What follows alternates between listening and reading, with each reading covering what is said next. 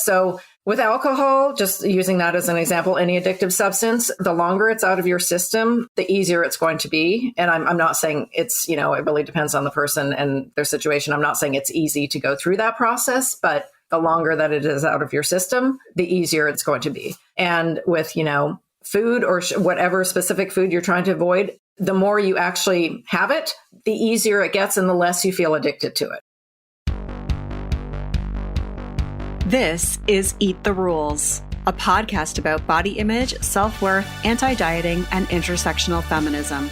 I am your host, Summer Inanen, a professionally trained coach specializing in body image, self-worth, and confidence, and the best-selling author of Body Image Remix.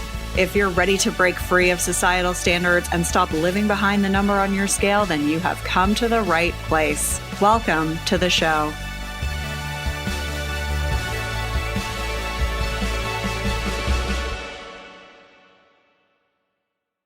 This episode of Eat the Rules is brought to you by You on Fire. You on Fire is the online group coaching program that I run that gives you a step-by-step way of building up your self-worth beyond your appearance. With personalized coaching from me, incredible community support, and lifetime access to the program so that you can get free from body shame and live life on your own terms.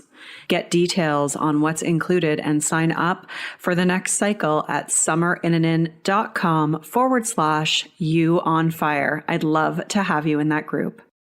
This is episode 293, and I'm with Lael Atkinson, certified professional recovery coach who works at the intersection of drinking and dieting. They are talking about the similarities between drinking culture and diet culture, and how both of these things have set us up to steal our time, energy, and money. Lael's also talking about how dieting fuels drinking, why we should not compare food addiction to alcohol addiction, signs that you should visit your relationship with alcohol, and more. You can find the links mentioned at summerinanen.com/293. I want to give a shout out to ALMO, who left this review. Summer's podcast is great. She is so relatable and down to earth. She has a very approachable style and is a really good interviewer. Don't miss. Thank you so much. I really appreciate that review. You can leave a review by heading to Apple Podcasts, search for Eat the Rules, then click ratings and reviews and click to leave a review. If you haven't already done so, definitely grab the free 10-day body confidence makeover with 10 steps to take right now to feel better in your body. You can get that at summerinanen.com/freebies. And if you are a professional who works with people who may also have body image struggles, get the free body image coaching roadmap at summerinanen.com/roadmap. And you can always just go to thebodyimagecoach.com to get anything that you hear mentioned on the podcast. I'm really excited about today's topic because there are so many similarities between drinking culture and diet culture, and so many misconceptions about alcohol addiction and compared to food addiction. And that's what we're digging into today. It's been really interesting for me to have this interview and then unpack my own relationship with alcohol and what that was like at the height of my disordered eating back in my 20s, which was like 2 decades ago now. And so super interesting to kind of connect those dots. And hopefully it'll maybe connect some of those dots for you today. Lael Atkinson, they, them, is a certified professional recovery coach who works at the intersection of drinking and dieting. They support folks who struggle with alcohol and or with disordered eating and body image issues. Lael also runs the Beyond Shrinking and Drinking course and group coaching program. Let's get started with the show. Hello, Lael. Welcome to the show. Thank you so much. It's so awesome to be here. Yeah, I'm so excited to have you here today. Why don't you start by telling everyone a little bit about how you got into this work? Sure. So it was a long and winding road. It started when I came out as queer, and that led me to quit drinking. And that led me to looking at and healing my disordered eating and body image issues. When I say that, but that's still a work in progress, probably will be, forever, as you kind of know. And I knew about halfway through that process that I wanted to become a recovery coach, and I signed up for my first certification. And then after a while of working with clients on their relationship with alcohol, I noticed that over and over again, issues with food and body kept coming up as well, just as they had with me, which led me to addressing both and also looking at the intersection of the two. Yeah, amazing. I think, in reading what you wrote when you wrote me and said, like, here's what I want to talk about on the show, I was like, oh my God, like there's so many similarities between the two things and especially culturally. So what similarities do you notice between the way that dieting and drinking are marketed to us? Yeah. There's so many. Just to name a few. So women especially are targeted in both cases, and both promise that we'll have all the fun, the sex, acquire youth, all of that good stuff. We're made to feel shame if we can't do either one, quote unquote, normally or quote unquote, right or correctly. And they're both fucking everywhere. They're in the air that we breathe. So, yeah. Yeah. Yeah. And like something I notice is like they're both marketed in this way of it being like empowering. Like it's like this is empowering, like dieting is empowering and drinking is empowering, or, kind of letting loose or being social, or it's about sort of like having that social power. And when really like they stem from these oppressive systems and they really ultimately kind of, strip us of our power. Right. No, spot on. Yep. Yeah. Yeah. So you say that in both the case of drinking and dieting that we've been set up, meaning like not all of us are able to kind of like successfully moderate our drinking. And that can be kind of very similar to like not being able to kind of like diet successfully. Like, can you speak to those two things? Yes. Whether it's not being able to moderate our drinking or not being able to diet, I'm going to quote unquote a lot successfully. We tend to conclude that it's an issue of willpower and that if only we had more, if only we tried harder, it would work. But in both cases, it's not about willpower. So with booze, we're given an addictive substance and told that it's necessary, like I said before, to have fun, have sex, have connection, to celebrate, to de-stress, to sleep, and on and on. And we're told that there's something wrong with us if we can't do it normally, quote, but we would think it absurd if somebody said we should be able to smoke cigarettes normally or snort cocaine normally, other addictive substances. But we don't question that message with alcohol. And with dieting, we're told that there is an ideal body, both aesthetically and health-wise, and that if we attain it, we'll have more fun, find love, have more and better sex. And again, we're told that if we can't attain it, it's our fault, not the fault of the diet, combined with our body's biological drive to survive, not to mention the fact that body diversity is very real. And we're also told that we have to fit the stereotype of an alcoholic, which isn't even the proper medical term anymore. It's having alcohol use disorder, or of someone with a full-blown eating disorder, to question either our drinking or our relationship with food and our bodies. And the institutions that profit off of are not questioning either, want us to remain in the dark. They want us to keep the focus on ourselves, not on them.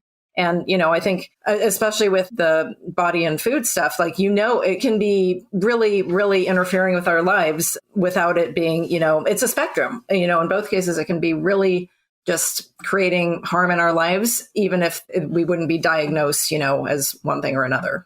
Yeah. Yeah. That's such a good point. Right. And it's like, they're both so normalized. Like, it's like so normalized to, sit around and talk about the food that you're not eating or the calories that you're not eating. And similarly, it's like really normalized to be like, especially when I became a mother, like it was like, well, let's have a glass of wine to kind of like take the edge off. Like, and it's so like that mommy wine culture is so normalized. And like, because of that normalization, like you may not even think to question your relationship to it, right? Like I believe that's what I'm taking away from what you said. No, for sure. Yeah. I mean, I didn't for decades, in both cases. Yeah. Yeah. So I guess like, I'm curious about that. Before we go further into this conversation, like what are some of the signs that we should examine our relationship with alcohol? Well, first I want to say I strongly believe in bodily autonomy. Is it body autonomy or bodily autonomy? I think they're the same thing, right? Both. Okay. And to make a fully informed choice, you need to have all the facts about anything. So I'll send you a few links. I don't think I've done that yet with you about the latest research that's really, it says no amount of alcohol is healthy. It's related to many different forms of cancer. In fact, it's not unlikely that in the future it will have a similar history as cigarettes do. All that said, I also support harm reduction, and I know that health is both incredibly complex and it's not a moral obligation. When I first quit, I never planned on it being for good. I was only taking a break. And I was extremely committed to drinking. It was a big part of my life. And I should also mention that I was still fully functioning in all areas of my life, even when I was drinking an average of a bottle of wine a night. But after I quit, I started to learn about so many of the things that I was using alcohol to mask or cope or avoid. I learned about regulating emotions. I learned about tools to deal with stress. I learned about healing from trauma. I learned about the bullshit targeted marketing around alcohol, just like I learned about diet culture and its bullshit marketing, as we've already kind of talked about. They really are incredibly similar. So honestly, if anyone in there is even curious about or entertaining the idea of what role alcohol is playing in their life and how things might be without it, I would suggest you owe it to yourself to explore that thread. And you can do it while knowing that you are always in charge of yourself and your life. Mm-hmm. Yeah, yeah. So it's like not necessarily like a checklist. It's kind of like you kind of have to just sort of know, because with disordered eating, it's sort of like, you know, you think about food all the time. You feel guilty after you eat something. Like there's a bit more of sort of like a kind of a checklist, I guess, to sort of say like, okay, I do have this disordered relationship with food. But with alcohol, it's, yeah. Yeah. And I mean, to that point, there are, and I know many people, spend years Googling the same kinds of things. Like, this is a bit of a tangent, but when, how Amazon saves your entire order history, when I quit and was, considering continuing on with it, as many people do, I ordered, all the books, and Amazon was like, you've already ordered and read that. And it didn't tell me I'd read it, and I'd done it when I was drinking and I didn't remember. So sorry, tangent, back to there being a list. There are lists that you can get online, like, am I an alcoholic? But again, that's only going to show like the end of the spectrum in many cases. It won't show, is it really fucking with your life? Which it may be, even if you're not all the way over there. Yeah. Yeah, absolutely. And so you talk about how there's also like this connection between dieting and drinking, like how dieting fuels drinking. So can you speak to that? Yes. So food restriction of any kind, it creates tremendous anxiety in the body. I've heard of that kind of restriction referred to more than once as a trauma or a form of trauma. So folks may drink to deal with that kind of anxiety, as well as other possible discomforts of being in a body and surrounded by diet culture. And along the same lines, if you're trying to quit drinking, dieting and being hungry are going to make it so much more challenging. Also, when we're feeling ashamed of our inability to manage our food consumption, drinking alcohol can provide us with a feeling of peace, however fleeting. And, kind of back to something you said before, society encourages us to drink and it encourages us to diet. The number of times that you've heard people recount their drinking escapades is likely only rivaled by the number of times you've heard people talk about their latest diet. Mm-hmm. Yeah. Like, I think for me, one of the things is, when I reflect on my relationship with alcohol, and like I used to like really party a lot, like in my 20s and stuff, which is, almost 2 decades ago now, but really 2 decades ago now. I think that like so much of my drinking was driven by my own like discomfort in my own body. And it was like my body image, like the fact that I was so uncomfortable in my own skin was like such an impetus to me being like needing to be inebriated in order to feel comfortable in social situations.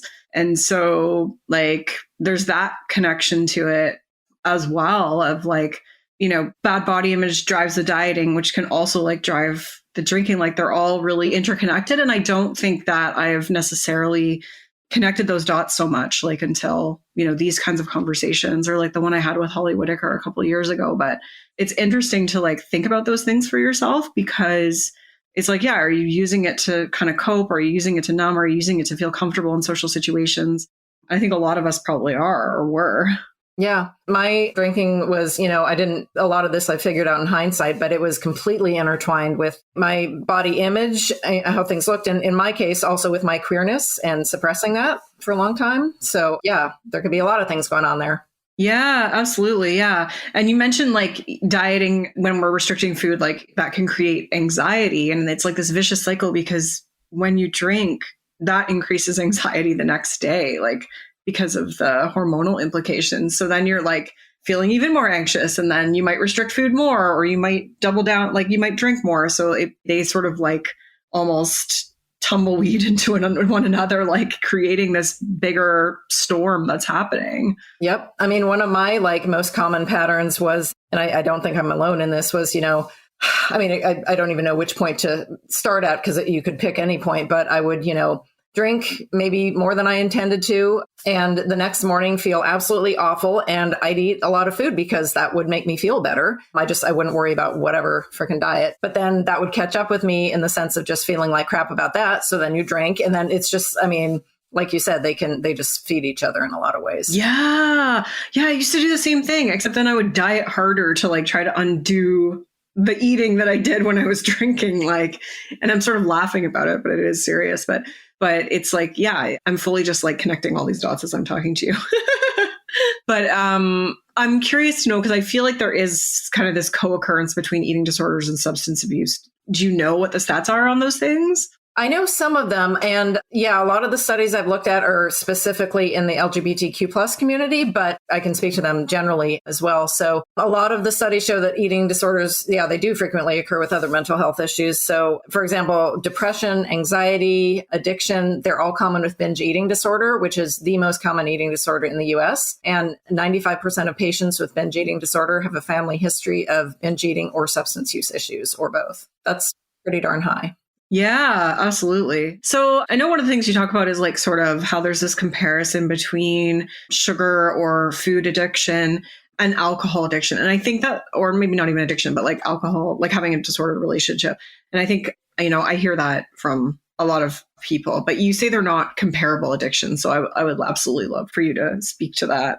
Yeah, well, so it's not just a matter of semantics. That's really important to say. And it matters so much because the way you treat them is going to be completely different. And tell me, like, truly, would it be a cop out if I kind of stop there and refer people to, I created a free resource on this exact topic. And so if folks want to go to my website, and I'll give you the link too, it's under 20 minutes. It's just under 20 minutes. And I just dive into everything about that. Because it does come up so much, people worry that they've transferred addictions, if they quit alcohol or something else, or they just, even without that, they worry that they are, or feel, I shouldn't even say they feel. It is a very real, I want to honor that feeling of, that you feel addicted to, specifically sugar or food in general.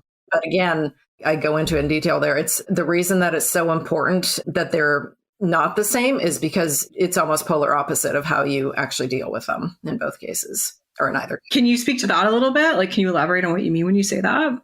Giving away my free resource, but yes, although I go into a lot more detail there. But so with alcohol, just using that as an example, any addictive substance, the longer it's out of your system, the easier it's going to be. And I'm not saying it's, it really depends on the person and their situation. I'm not saying it's easy to go through that process, but the longer that it is out of your system, the easier it's going to be. And with, food or whatever specific food you're trying to avoid, the more you actually have it, the easier it gets and the less you feel addicted to it. So that's just one example of how they're the opposite. It's the restriction in one case that is creating the feeling, whereas the other case, it's the substance itself that is creating the feeling or not the actual addiction. Does that make sense? Yeah, because a lot of times what you see is people applying the same recovery lens to food addiction as they would to alcohol or substance. I think, and I won't pretend that I've read the whole thing, but I've heard, I think when people are trying to talk about food addiction, or I should say trying, there's a Harvard medical study that is referred to. And what I understand about that study is it's lacking a very big thing. They didn't take into account histories of restriction and dieting, and which changes the whole game, right? Yeah, I'm not like in this moment super familiar with the research, but from a general perspective, like my understanding is like the research done on rats as an example is that they restricted the rats, like they deprived them of sugar before they gave them sugar. So like, of course, you're going to have this over consumption happening as a result of that deprivation. So again, I think it's just speaking to your point that it's like with food, it's like the restriction actually drives that feeling of addiction. Whereas with alcohol, restriction actually eases those feelings of addiction. Like that's the summary that I'm taking away here. Right. Maybe the same study. It's like a 2016 review of the scientific literature. That's one of the things that I talk about and quote in that little free resource if folks want to grab it. Yeah. Yeah. It's so hard for people because like, I think some people really identify with that feeling of addiction with food and absolutely. Yeah. Yeah. And that can be hard to then, like, I don't want to invalidate someone's experience, like you said. And it makes sense that if you're like, okay, I know what to do, because I understand that that's what you do with, alcohol or something else, then you do that. And then it's heartbreaking because people are so confused, like why, and they feel like it's them, it's their fault. Like, why isn't this working? And it is not. Yeah. Yeah. So instead of kind of centering conversations around food addiction, like you say that we should be talking about something different, right? So you say that dieting and drinking are really what we should be talking about instead of food addiction. So like, what do you wish people were talking about instead? Yeah. So instead of, comparing alcohol and food, it's comparing drinking and the act of dieting. And again, it's totally understandable if people make the assumption that food issues are similar to issues with alcohol. But yeah, I think the real comparison is between drinking and dieting, and a handful of the ways that the two are similar. We've already touched on a few, such as we're told that there's something wrong with us if we can't do it, quote unquote, normally or successfully. But in truth, it isn't. The problem isn't with us, it's with the thing. They are both coping mechanisms. They're both completely normalized in our culture. They're both socially encouraged. They both act as a bonding tool, sometimes at the same time. Both of them have a lot of conflicting information and research on them. They both promise that you'll fit in and be loved and then fail to deliver on that promise. And in both cases, quitting will likely unearth a lot of feelings, not always welcome feelings, but yeah. Yeah, absolutely. Right. Because they're both coping mechanisms. So there's going to be feelings there. Yeah. It almost makes me wonder, like in the context of the culture we live in and the pervasiveness of anti-fat bias, it's like, if that didn't exist, then food addiction would probably not even be an issue because, well, dieting probably wouldn't be an issue either, but food addiction probably wouldn't be an issue as much because I think that so much of people's feelings around food addiction is driven by fear of fatness. And 100%. Yeah. And I also agree with the whole, you said it very quickly, but just like dieting in general would probably go by the wayside for the most part, because that's why the hell do we do it otherwise? Yeah. Yeah, no, it's just interesting to think about that. So you say that it's really common, especially in the beginning, to be in a place of cognitive dissonance. So where you both, like, I guess you can kind of explain this further, but where you want to like drink or diet and simultaneously like you don't want to drink or diet. So yeah, can you just kind of break that down a little more? Yeah. So in both cases, there were reasons we were doing the thing, right? And those reasons don't just vanish overnight. So even if we're at the point where we want to stop, our brains are wired to drive us to return to the thing that we were used to using for so long to cope and that we're habituated to. So to start, we need to learn to both ride out those urges and as well as find new coping mechanisms. And yeah, I mean, I know you've gone through that process with the, food and body stuff. So it's layered. It is so layered, especially in the beginning, just kind of having, one foot in, one foot out is very, very common. Same with drinking. Yeah. Yeah. And to kind of go back and forth, like I feel like, especially in like a 12-step recovery, and you can correct me if I'm wrong, because I have never done a 12-step recovery program or anything like that, but me neither. I don't do 12-step, but yeah, I know about it though. Yeah, but in that environment, it's kind of like if you slip up, like I feel like there's kind of shame around that. Like, is that right? Or is it kind of like come back again? You're okay. Like, yeah. So I'm going to tread carefully here. So I did not ever do 12-step, and it's not something that I use when I coach folks and support them. But if somebody is also doing that, like that's absolutely fine. I mean, whether it's 12-step or any other modality, whatever works for the person, I am all for. And I also know that I'm glad there are a lot of modalities because I know 12-step does not work for a lot of people. And that's part of the reason there can be this, just like this counting of days that the pressure of that can be too much. If, you do, as you put it, slip up, there can be a lot of shame associated with it. So yeah, like I said, it works for some people and not for everybody. Yeah. So if someone's listening to this and they're kind of like questioning, like, do I need to revisit or visit my relationship with alcohol, what's your advice to them? Yeah, it really does depend on the individual. So it's a little hard to give a general answer, but I will give it a shot. So is it possible to quit altogether? It absolutely is. I'm not saying it'll be a breeze. Again, it's going to depend on the person and how much they drank and a host of other factors. And while I do fully support harm reduction, I struggle with advising moderation only because it's so fucking hard. I know it. I tried it myself and it took all my time and energy to maintain that. So it's a little like trying to be anti-diet while still dieting. I personally feel that the best relationship with alcohol is as viewed in the rear view mirror. And I've also heard it described as breaking up with somebody who no longer serves you. Some folks may find it helpful to make two lists side by side. The first list everything you're getting from alcohol, and then the second list everything that alcohol is taking from you. See what comes up. Yeah. And so like if someone is sort of in a moment where they are, let's just say they had a really crappy day and they're like, I just really want to have a drink. And obviously I know this is individual, but I'm just from like a kind of broader perspective, like what are some of the things that you would sort of advise them to consider, or some actions that you would encourage them to take that would be helpful in those instances? So is this somebody who is actively trying to quit drinking? I guess that's the question. Like, I don't know if they're trying, like, maybe they're not trying to quit. Maybe they're just like, maybe they've heard this podcast. Maybe they're like, maybe drinking is not the best idea for me, but I've had this really crappy day and like, I just want to have a drink. Like, what would you advise them to do? Yeah, it's a little hard just because it's, it really does have to come from us, that desire. So I'm going to like add to the scenario that they want us, they do want to like at least try it on for size, Yeah, fair. That's probably a horrible way to put it given the topic of this podcast, but you know what I mean.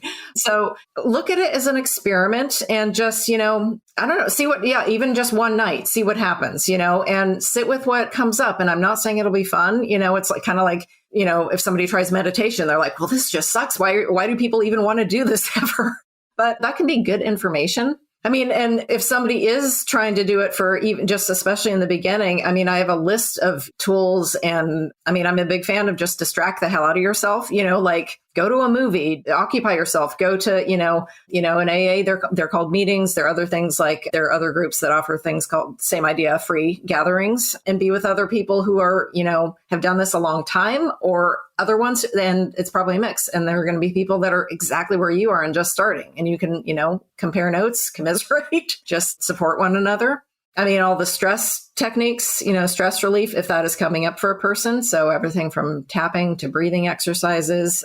Yeah, experiment. This doesn't work for everybody because it can be a little too activating, but there's more and more. There are mocktails and there's NA beer and NA wine. I've personally never found NA wine that I like, but that sounds like any wine, NA wine, not alcoholic. Non-alcoholic, yeah. Yeah. And, there's so many forms of support, both individual and group. And, everything from if you can afford it, to pay somebody to so many free resources out there in forms of support. Yeah, that's super helpful. Yeah. And it's interesting kind of like listening to you and thinking about like, okay, it's very similar with dieting, right? It's like, you feel these urges to diet or you feel this urge to sort of restrict food. It's like sitting with the uncomfortable feelings, finding ways to distract yourself, looking at stress reduction, trying to find supportive communities or get individual help if that's available to you. I was going to say, the order that I did them in is and for me, it wouldn't have worked any other way. I quit drinking and it took a while after that until I was ready to look at my food and body image issues. They just went so deep and so, far back in my history. But I don't think there was one thing that I had learned through quitting drinking that I did not put to use in going through that later process. I mean, it absolutely supported me in that. Yeah. And that's so interesting. It's great to think about that, to know that that's available and like that, and that they both really stem from a similar place of just, like needing to cope. This kind of goes in with, I don't know, a lot of or just a theme that runs throughout your stuff, I think, is that, giving the middle finger to diet culture is, it's cutting edge, it's rebellious. It's the same thing with, giving the middle finger to drinking culture and saying, yeah. And so trying that on. So that can also, help somebody get through some of the tougher moments, like thinking about it that way. Yeah. Because there's so many companies that are profiting off of that, right? Like, and that market specifically to usually younger people to make it like really cool and like something that you need to be doing in order to have that social power, like which it comes back to, but really it detracts from that because it takes some of your life away, ultimately. And your money. I mean, the things that you hear about, diet culture, it takes your money, your time, your energy. It's like very, very similar in a lot of ways. Yeah, exactly. So interesting. And knowing that just makes me angry. I don't know about you, and that anger fuels me to, Yeah, like it was really, I think, my first sort of exposure to that was in my conversation with Holly Whitaker. And I was like, oh, like, yes, okay. Like, because I had never thought about it in that regard, that it's really like this way, almost like this patriarchal structure that it causes more harm and like, yeah, and steals our time, energy, and money. And yeah. Her book, Quit Like a Woman, is one of the ones that I recommend kind of if people are at the beginning of that journey. And that and Annie Grace's book, This Naked Mind, because that really goes into the science of it, which I know for me, it helped just understanding how alcohol works in a human body just helped me release so much shame that I didn't even realize I was carrying. So those two books, they offer very different things, but I think that's why I'd like to point people towards both of them. Interesting. Okay. I'll add that one to the show notes. With that said, was there any tidbit there that you wanted to share about what it does in the body that in particular helped you release the shame around it? Just how I know this sounds silly, but just how incredibly like addicting it is, and how quickly that works too. And how just it's within 20 minutes that's how quickly like the pleasurable effects of a drink start wearing off. And so of course you're going to keep drinking because you want to keep that feeling. So that was one thing. I was like, holy crap, I had no idea that it worked that quickly. Yeah. Interesting. I'll have to check that out. So where can people find more of you? And if you want to talk about just anything that you like, how you help people or anything that you have on that you want to share? Yeah, thank you. So you can find pretty much everything at my website, which is laelatkinson.com. So I offer one-on-one coaching, and whether folks want to work on, the disordered eating and body image or alcohol use or both of them, totally up to you. Or, as you know, with these things like life, because everything comes up, right? And then I also have a course called Beyond Shrinking and Drinking, and I'm very excited to be launching starting April 2nd, the first group coaching program around that. So that has its own website, which I'll share you the link for, but you can also link to it from my main website. And then that free resource that I mentioned about how to stop feeling addicted to sugar or other foods is also on my main website. Okay, awesome. So Beyond Shrinking and Drinking, who's that for? You're going to make me go to my own website and read the list. I mean, I'm not kidding. Well, I just wanted to be I'm like specific. I'm just going to quote myself. It is for those who have, so I've got a list, those who have parted ways with alcohol and are struggling to get to a place of peace with their body, those who turn to alcohol, turned, present or past, to alcohol as a way of coping with how they feel about their body, those who are aware of an uncomfortable relationship with food or specific food types now that they've left the booze behind, those who are considering going back to drinking in hopes of getting back to what felt like a manageable place with food and or to escape uncomfortable feelings about their bodies. Last one, those who are struggling to get to a place of peace and freedom with their body and or food, absent any issues with alcohol. Okay. Amazing. Awesome. Well, we'll definitely link to that in the show notes. And thank you so much for being here today. It was really great having this conversation. I agree. No, this was super enjoyable. Thank you for having me. Rock on. I hope you enjoyed that one as much as I did. You can find all the links mentioned at summerinnanen.com/293. There's quite a few links there, including Lael's group program, Beyond Shrinking and Drinking, as well as the free guide about food or sugar addiction. In addition to that, there's a series of articles mentioned about alcohol and the health-related impacts. Thank you so much for listening today. I really appreciate you being here. Rock on. I'm Summer Innanen, and I want to thank you for listening today. You can follow me on Instagram and Facebook at Summer Innanen. And if you haven't yet, go to Apple Podcasts, search Eat the Rules, and subscribe, rate, and review this show. I would be so grateful. Until next time, rock on.